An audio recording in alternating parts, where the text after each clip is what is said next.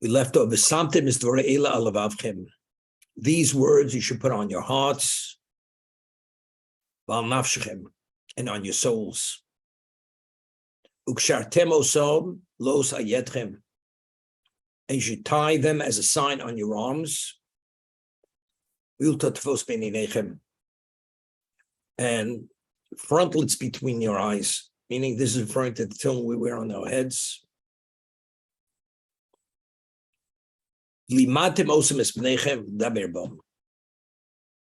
Now, this is interesting. The first paragraph of the Shema, the Torah tells us, you should teach your sons. And we explained, the Talmud tells us, when it says sons, it doesn't mean your children, but it means you should disseminate the Torah, mentor students to be proficient in the laws of the Torah. The word shinon means with a sharpness, with a clarity. And therefore, we had said that since the teacher has to master his area of expertise to be able to mentor the students, to be those students who receive the tradition accurately. So since it's in that context of accuracy that the Talmud tells us that any question the student asks you, you should be able to respond without any level of hesitancy. That's the first paragraph. So the word bonecho means your students. Here, you should teach your sons to speak in them. We're not speaking about the proficiency of Torah. We're speaking of the mitzvah of a father teaching a son Torah. A father has an obligation to teach his male son the Torah itself. That's an obligation, as the Mishnah tells us in Kedushin, which is one of the tractates, that if a person has a male son, when he becomes 8 days old, you have an obligation to circumcise him. If he's the firstborn at the age of 30 days, you must redeem him. This is known as pidyon haben. It's a positive commandment. When he begins speaking, you must teach him Torah itself. Begin teaching him the Torah at various junctures in his life, whatever his capacity is. You must teach him a vocation to be able to fend for himself in life. You must teach him how to swim, because that's just a certain ability which will save his life. These are the responsibilities a father has to a son. But one of them is to teach him Torah. It's based on this verse here. You should teach the Torah to your sons, that they should be well-versed in it, to speak in them. Now, where do you have an obligation to study Torah? Is it limited to the study hall? What about when you're traveling? What about when you're at home? Is it something, it should be part of your vernacular, that the conversation should be always engaged in Torah conversation? When you're dwelling in your house, when you're traveling on the way, when you lie, when you rise, whatever your station in life is, you have an obligation to engage in Torah study. And this is the obligation for a parent to teach his child Torah. A father has no obligation to teach his daughter Torah, not at all. Not on the Torah level, not on a rabbinic level. The only reason why a parent has to teach a child Torah, even the daughter, that's purely to know how to fend for herself. As you teach your child survival skills, as we said, to swim, even a girl, if she has a responsibility to be a responsible Jew, she has to be taught the protocols of life, how to live a life as a responsible Jewess. But there, the mitzvah is not to study Torah. It's only knowing how to function as a Jewess. I'll give you an example. In last week's reading, we read about a positive commandment. It's the last positive commandment in the Torah. It's the mitzvah of writing a Sefer Torah. The Torah tells us, Kisu lochem es hashira zos. You should write this shira, the song. It's referring to the Torah itself. This this is the last positive commandment in Torah, that every male has an obligation to write a Sefer Torah for himself, which is a separate discussion factually. Most people do not fulfill this positive commandment. In terms of tefillin, there's no mitzvah to own a pair of tefillin. The mitzvah is to wear a tefillin. You can borrow it. You don't have to purchase tefillin. Sefer Torah, you only fulfill the mitzvah of writing a Sefer Torah is either to purchase something that was written or to delegate it through a scribe that it should be written on your behalf. The optimal way to do it is to commission a scribe to write it, to be your agent, to act on your behalf to write the Torah. That's the 248th positive commandment in the Torah, writing a Sefer Torah. But if you purchase it, one also fulfills the obligation of writing a Sefer Torah. Means you possess something that was written correctly. The purchase or receiving it as a gift, you fulfill that commandment.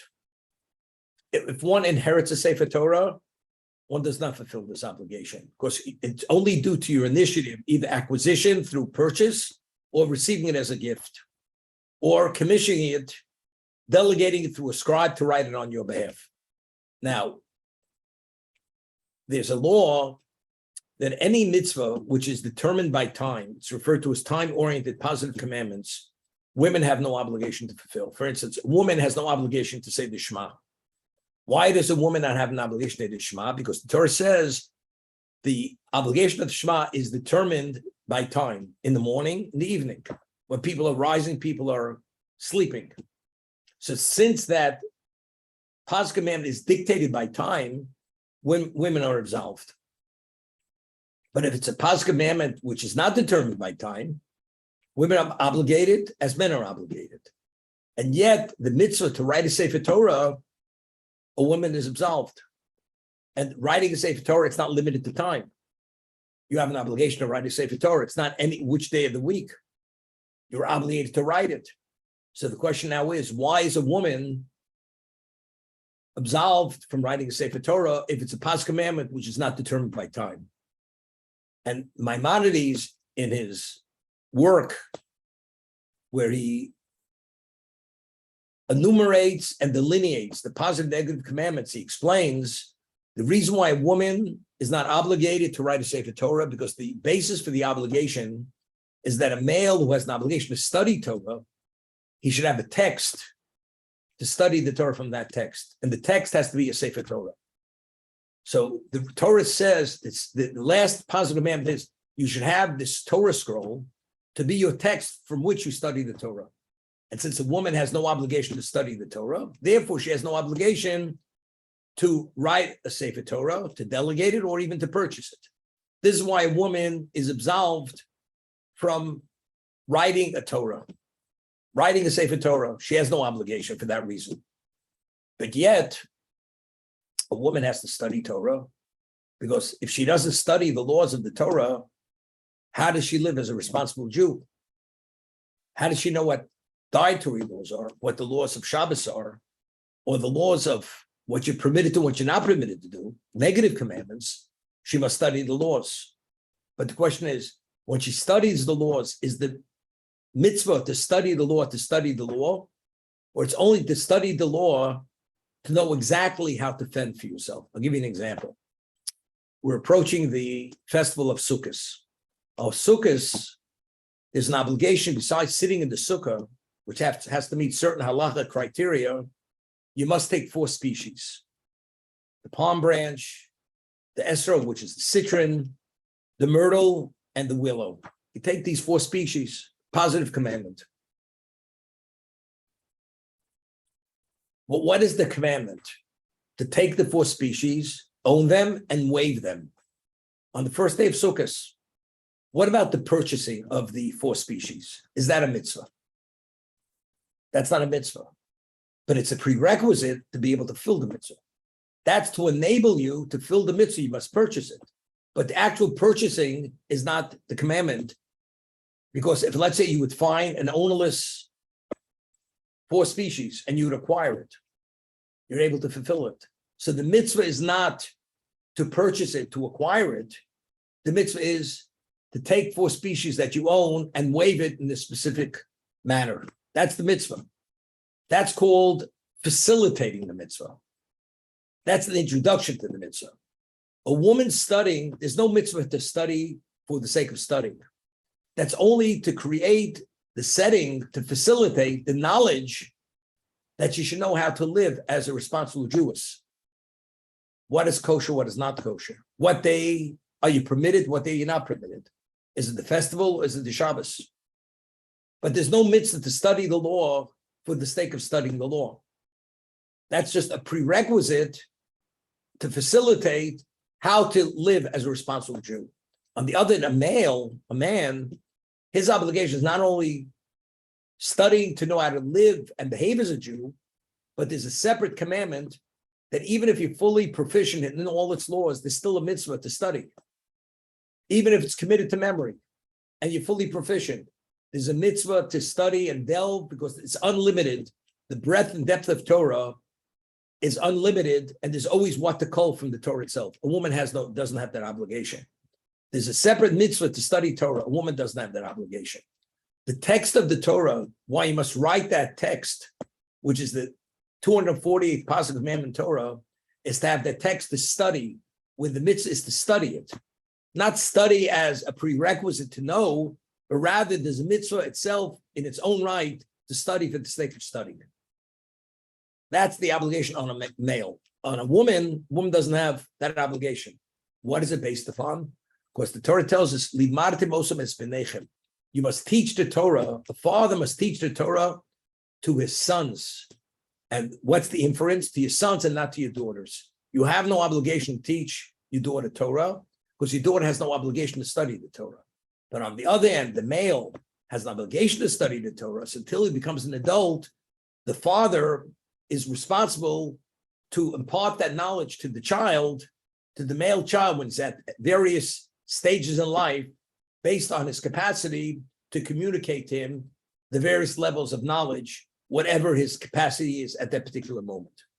For instance, the Talmud tells us in 2 locations, and the Rambam tells us in the laws of Talmud Torah, that when a child begins speaking, a male child, the first verse you teach him is Torah Tzivilanu, Moshe Kilas Yaakov.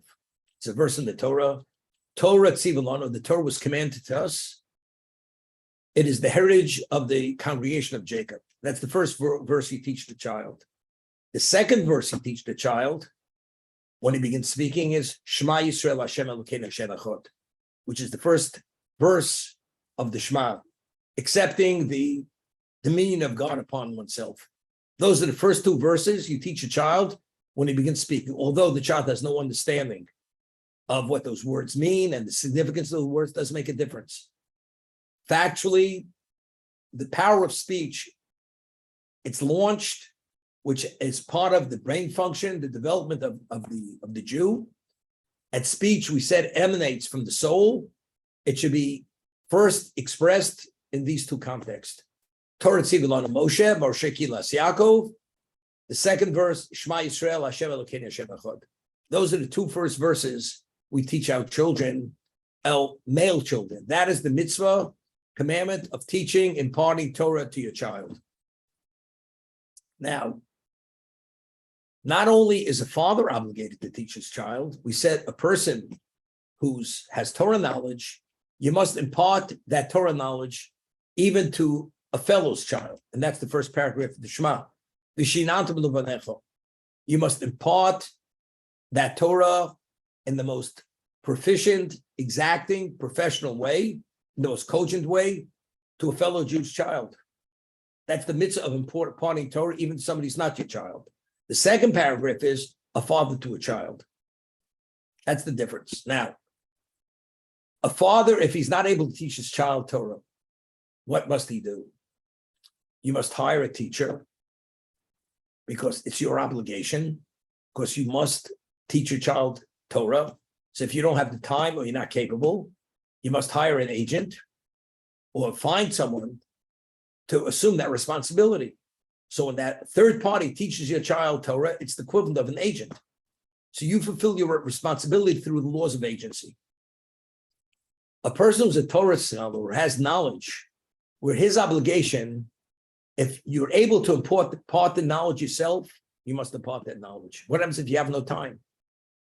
Do you have an obligation to impart the knowledge? The answer is no. It's only if you're able to impart the knowledge, you must. But you have no obligation to make sure that your fellow son knows Torah. A parent has obligation to make sure his child knows Torah, studies Torah. That's your obligation. So if that's the case, if you're not able to impart it yourself, you have to hire somebody to assume that responsibility that your child has the knowledge of what the Torah is. Another person who has Torah knowledge, your obligation is not to make sure the person knows, but rather to impart what you have, to impart to a fellow's child that he should have the Torah. But not necessarily he should know it. I'll give you an example. The Rambam writes that every chacham, person who has Torah knowledge, he has an obligation to teach the students. Those are the words of Rambam, Maimonides. You have an obligation to teach the students. So I asked a very simple question. The Rambam is very particular in the language he uses. I mean, the Rambam should have said a person who has Torah knowledge must teach. What he must teach the students? You're only a student after you study. After you study, you become a student. But prior to studying, you're not a student. So why does the Rambam say that a chacham has an obligation to impart the knowledge imparted to the students? So the way we understand the Rambam is this.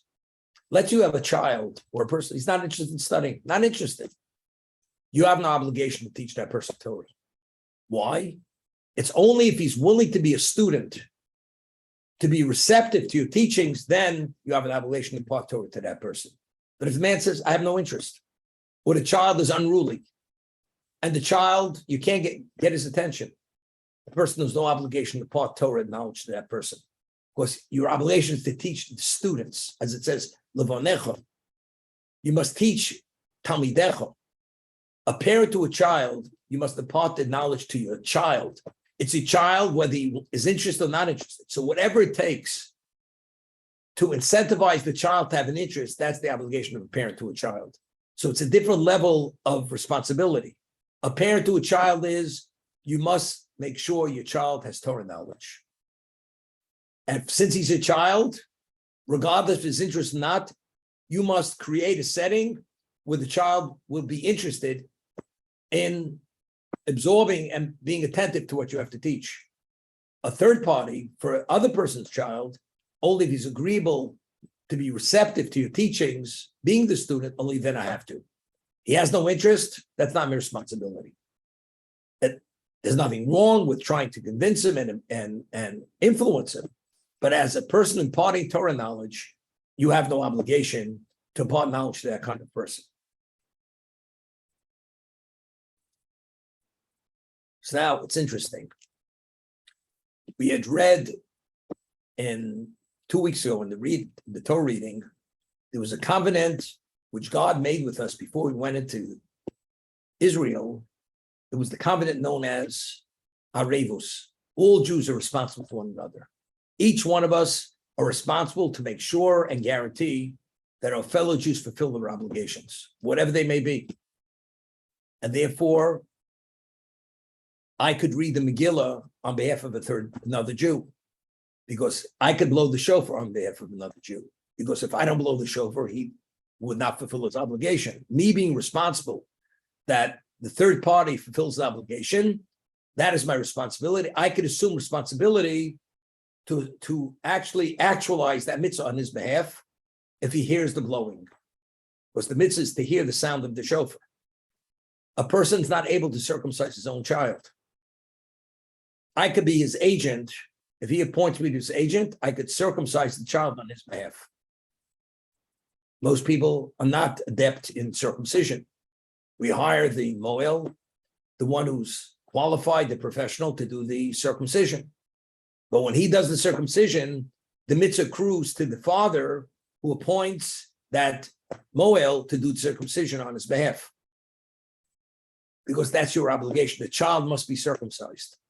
Whatever it takes, you do it yourself, it's optimal. If you can't, You delegate it through an agent, through the moil. Same thing. A father has to teach his son Torah. You're not able to, for whatever reason. You must guarantee that your son is taught Torah, whether it's professional education, whether it's hiring a tutor, whatever it is. I have to make sure my child knows Torah. In terms of a third party, I have to impart the Torah to the recipient, to the one who will be receive it. If I have no time for it, it's not my obligation to make sure he knows Torah, but I must impart it. So if I'm not able to impart it because I'm preoccupied, earning a livelihood, or for some other reason, I have no obligation to convince that child to study or to be involved with him at any level.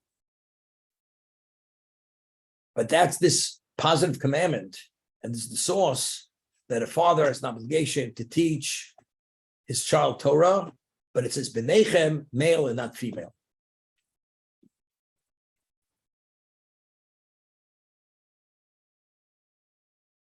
It's a question which I asked, I haven't seen it asked, but it's an obvious question. We say that Barosi Yitzhak Barosi Torah Tavlin. God says, I've created the evil inclination, and the only antidote that's able to incapacitate the evil inclination is the study of Torah. And now we're saying that the only person who has an obligation to study Torah is only the male, not the female. But the female is no less subject to the evil inclination, its influences, as the male. So the male has the Torah to be the line of defense. But the woman who has no obligation, why wasn't she given the tools or the mechanism to be able to counter the influence of the evil inclination?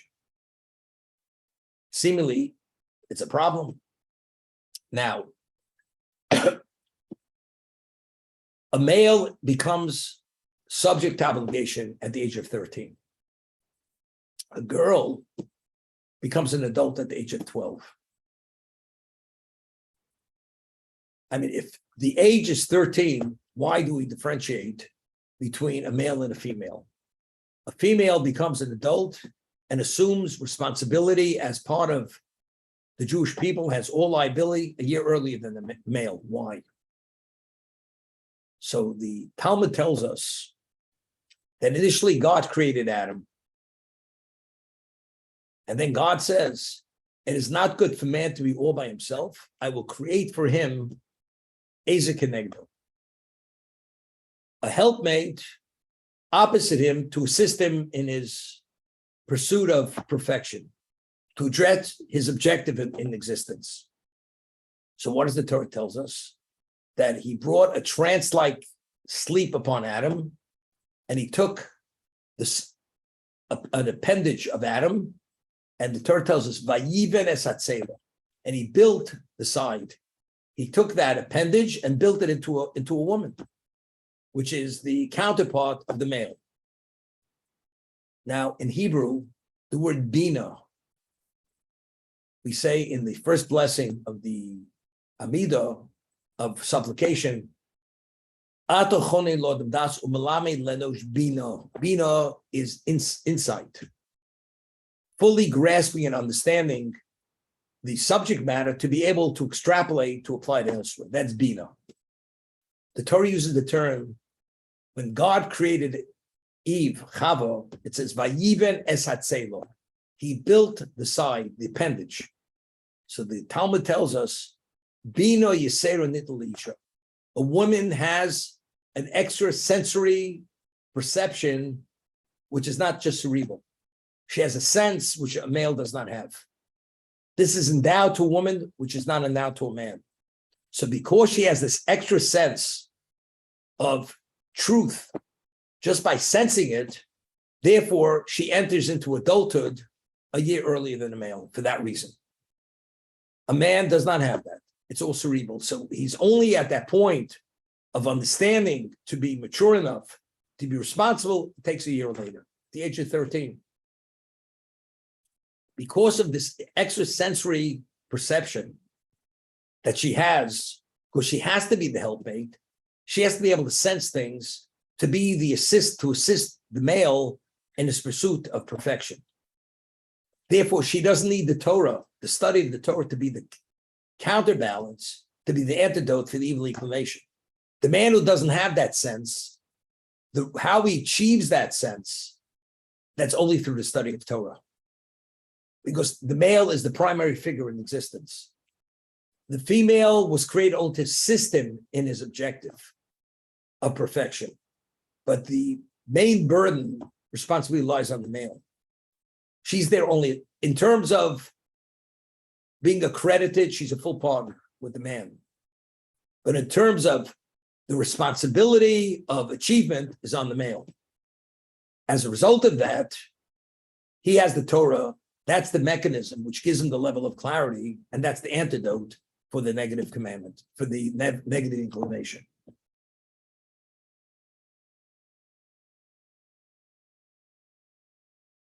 As a result of this, the father has a responsibility to teach his son Torah.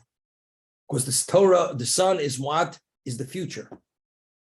He will assume responsibility as the father is responsible to assume responsibility. The male child in the future will have that same responsibility.